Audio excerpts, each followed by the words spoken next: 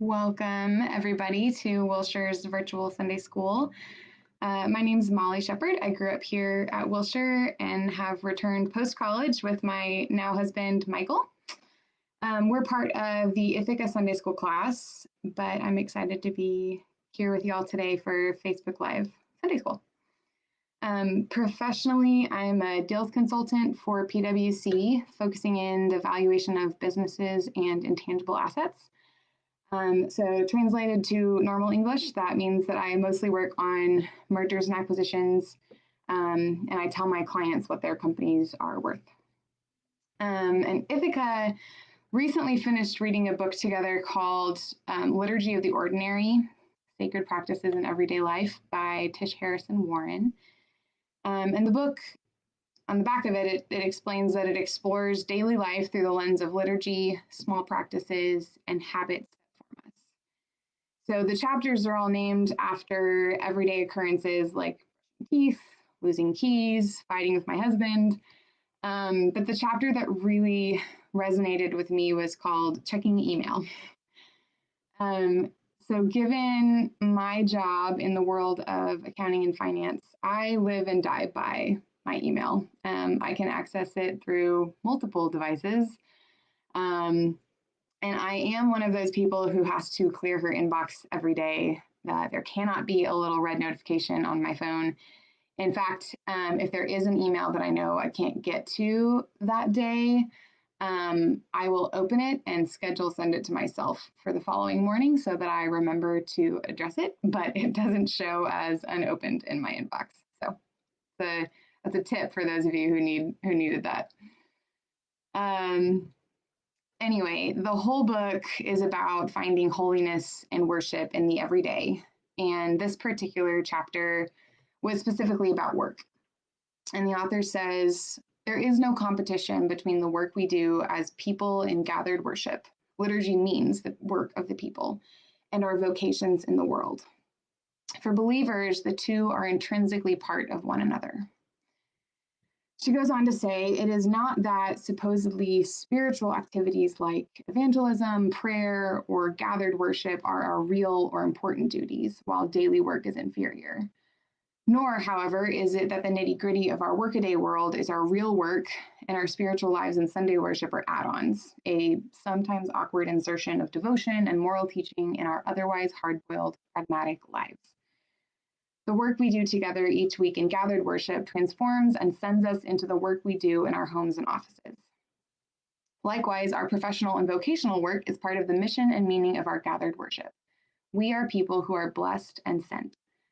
This identity transforms how we embody work and worship in the world, in our week, even in our small day.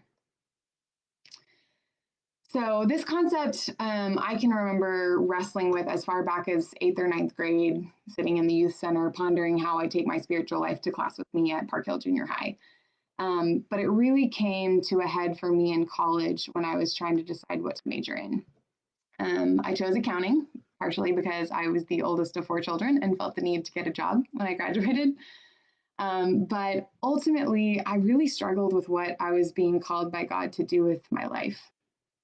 When we talked about vocation in your call in the youth group, we often looked to Frederick Buechner's definition, which says, the place God calls you to is the place where your deep gladness and the world's deep hunger meet.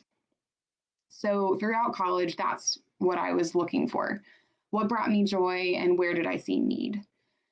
And when I got my first accounting internship, I realized pretty quickly that sitting in an over air-conditioned office cubicle with a 10-key calculator, learning to foot and cross-foot a trial balance did not bring me joy.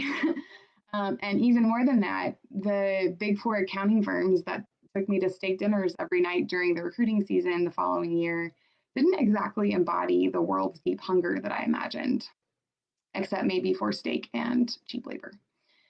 So by my senior year at Baylor, I was pretty emotionally wrecked about what I had gotten myself into.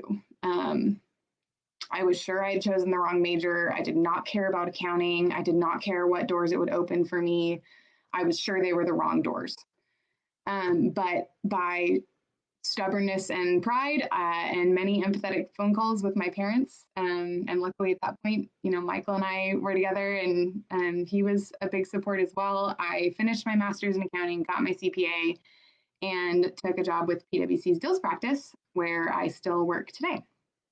And on September 15th, it will be 4 years since I started with PwC. And I think if my 2016-year-old self knew that I was still working here, she would swear up and down that I have Stockholm syndrome and immediately call for help.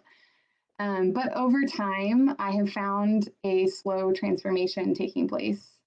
Not only have I gotten better at my job and therefore am enjoying it a lot more, although that's a large part of it, I'm also recognizing something that I kind of knew all along, that when you put down roots somewhere and invest in the people, there's a good chance something beautiful is going to come out of it.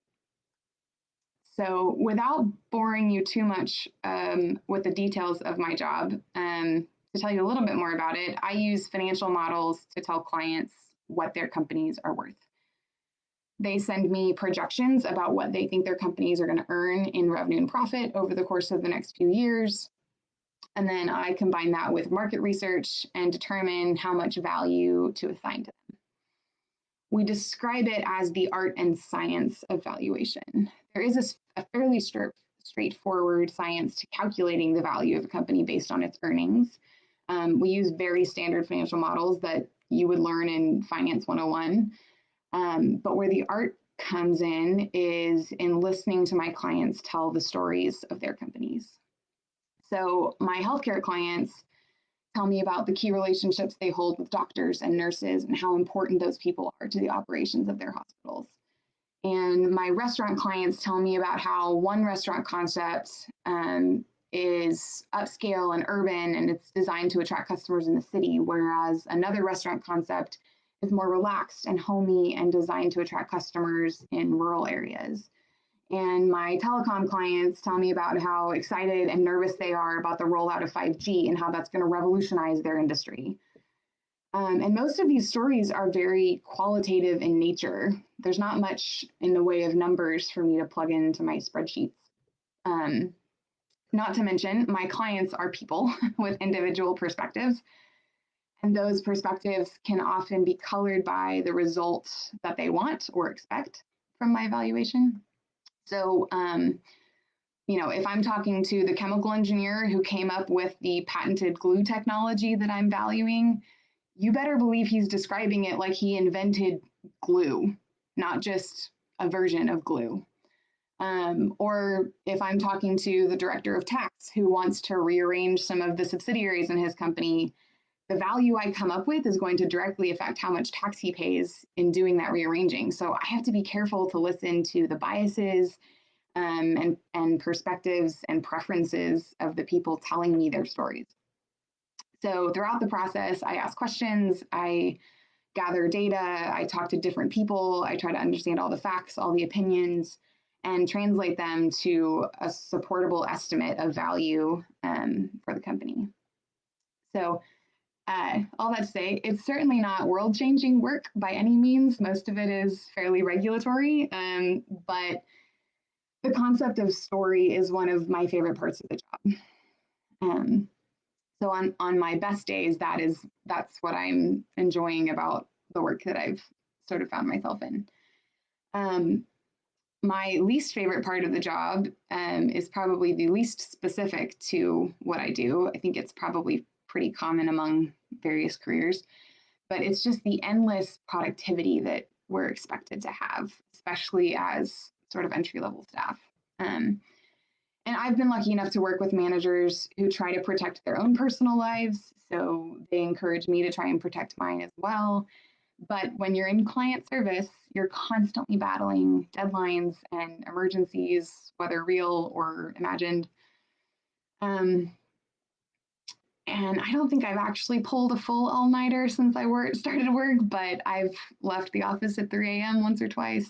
So most of the time it's not nearly that bad, but I have noticed since working from home, some of the boundaries that are naturally set up by physically leaving the office have gotten a lot blurrier. And so recently I've had to put a reminder in my calendar every day at 6 p.m. just to check in with myself and say, do I need to keep working, or am I just doing it out of habit or because one more email came in? So trying to find that line can be kind of hard from home. At my best, when I'm listening and telling those stories through my work, it's not hard to find God in the midst of that. I think there's a natural gladness that comes with a story that makes sense, that feels right and true. But at my worst, when the story is not making sense and the client does not want to answer my questions and we're on a tight deadline and I'm working late every night for 3 weeks, that's where the liturgy of work really breaks down for me. And where I still have questions about my vocation as well. Back to the book by Tish Harrison Warren, she addresses that specific idea by saying, what might vocational holiness look like when technology can breed habits that feed an unhealthy and ungodly appetite for endless productivity? Like Martha, we can get too caught up in the kitchen, anxious and troubled about many things. It's easy to be anxious and exhausted and miss the greater thing, especially when work is always at hand, literally in our handheld device. At the opposite extreme of workaholism, I can idealize and exalt escapism into a contemplative ideal. Even though I'd confess with the reformers that a farmer's work in a field is every bit as important and holy as a monk's work in his cell, when it comes to my own mundane work, I often want to escape to the monastic cell. And later she continues by saying, I need a third way, neither frantic activity nor escape from the workaday world, a way of working that is shaped by being blessed and sent. This third way is marked by freedom from compulsion and anxiety because it is rooted in benediction, God's blessing and love. But it also actively embraces God's mission in the world into which we are sent. This is a hard balance to strike, and this is me speaking again. It's an awkward conversation to have with my boss when to say that I can't take on another project because my spiritual life requires some attending to. I don't think I've ever put it that way to them, but I have had to learn how to set some boundaries and then practice setting them over and over and over again. And when I think about the long term, whether my 2016 self would, find it rational at all that I was still working in client service. Because at the time, I think I would have sworn up and down I would have left by now. The thing that I think has changed for me over the years is realizing that whether or not I'm called to one day be a partner at PwC, the thing that I do feel called to is to keep striving for that balance. My vocation will never be that of a monk, but nor does it have to be that of endless productivity with no room for rest or reflection. So, as hard as it is, I'll keep telling myself what my dad is always saying to me and my sisters: you can do hard things. So for now, that's what I'm holding on to.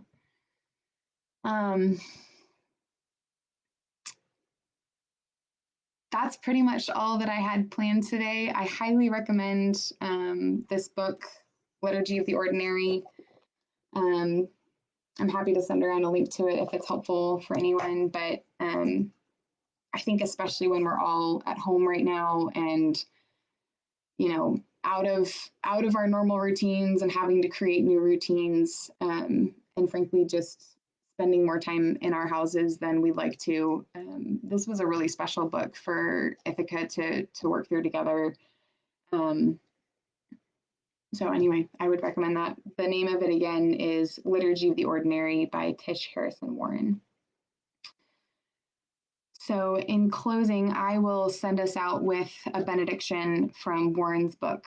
And if there are any, I don't see any questions in the chat, but if there are any, I will get to them. So, and then if you haven't already, I hope you will join us for worship on YouTube this morning. So receive this benediction. And now, Father, send us out to do the work you have given us to do, to love and serve you as faithful witnesses of Christ our Lord. Amen. Thanks, everyone. See you soon.